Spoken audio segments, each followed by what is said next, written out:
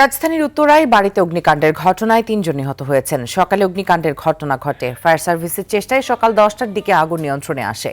এই ঘটনায় আরও 13 জন আহত হয়ে কুয়েত মৈত্রী হাসপাতালে চিকিৎসা নিচ্ছেন।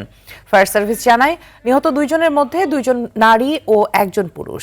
উত্তরার 11 নম্বর সেক্টরের 18 নম্বর সড়কের 7 তলা বাড়ির 2য় তলা থেকে আগুন ছড়িয়ে পড়ে। প্রাথমিকভাবে আগুন লাগার কারণ নিশ্চিত করতে পারেনি দমকল বাহিনী। স্থানীয়রা জানান, আগুন লাগার পরে ঘরের মধ্যে ধোঁয়া দ্রুত ছড়িয়ে পড়ে।